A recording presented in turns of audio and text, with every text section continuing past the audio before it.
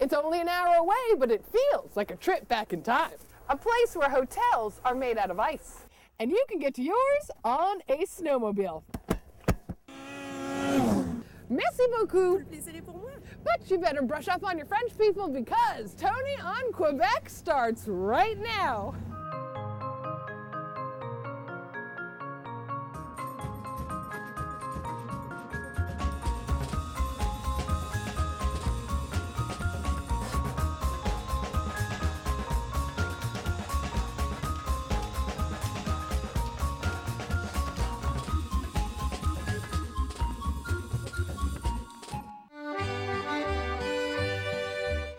Half hour, we are going to explore Quebec, a destination rich in European history, which is right in your backyard.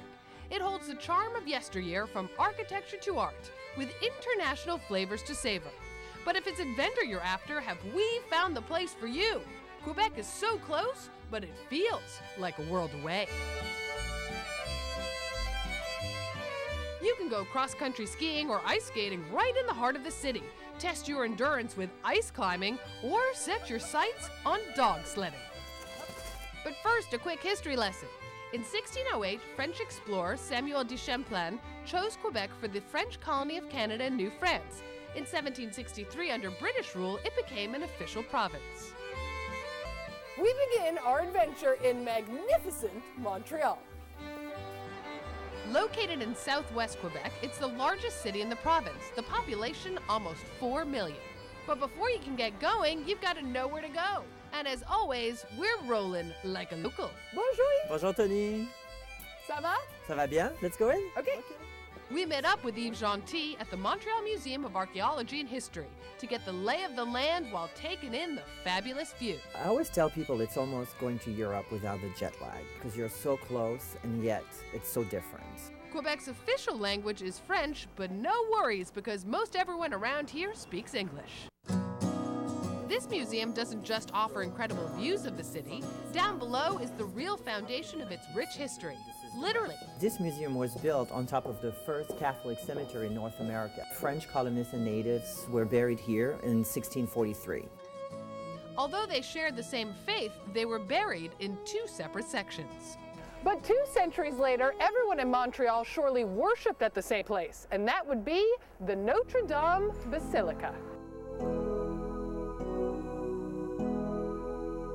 Big enough to hold 4,000 people and breathtaking in the richness of its interior, this is a magnificent example of neo-Gothic architecture.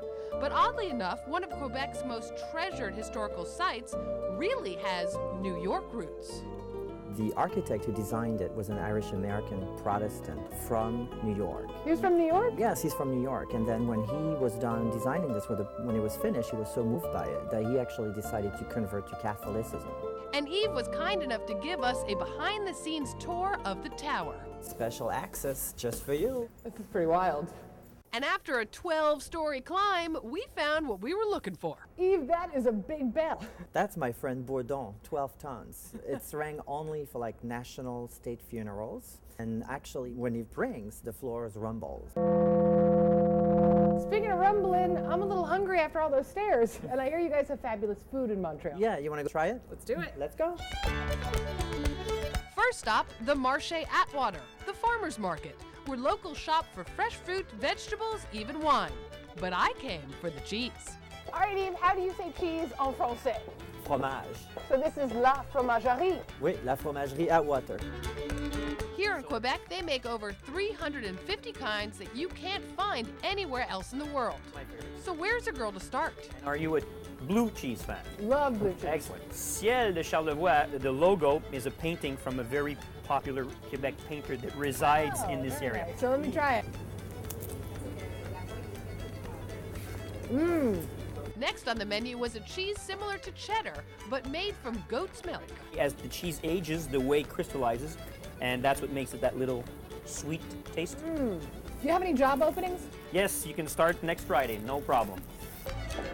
Next stop, the perfect spot to taste a national treasure at Canadian Maple Delights, where they sell 7 varieties of a nectar that isn't just for pancakes in these parts. And we have also 4 specialties: blueberry, cranberry, rum, and Grand Marnier maple syrup.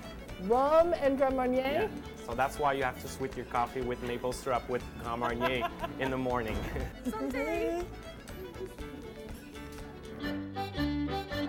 La Maison Cacao was also on our list, where we found the proprietor hard at work. She and her 3 partners started this shop only a few years ago, but it has already become a mainstay in Montreal. It's known for unusual and innovative confections, but the real question is, Do you ever get sick of chocolate? Nope. because I am a reporter that takes her job very seriously, I had to try them all. First up, strawberry and balsamic vinegar. Oh, very good. But this one was my favorite, a dark chocolate made with lemon and rosemary. I bow to the chocolate goddess. So after you've done some serious shopping, you might agree it is time for high tea. So come with me. Anyone who is anyone, from Madonna to the Rolling Stones, have all stayed at the St. James Hotel. Why? Because this is one hotel that has service with serious style. Even I soaked in the old world elegance of this thoroughly enjoyable and civilized tradition. And right here in the St. James Hotel is where you can find a little piece of New York, the elevator doors. When they renovated the Waldorf, they wanted to get rid of them. So the owner of the hotel here brought them here, and they're in the lobby. So there's a little bit of New York right here in Montreal. Yeah, exactly.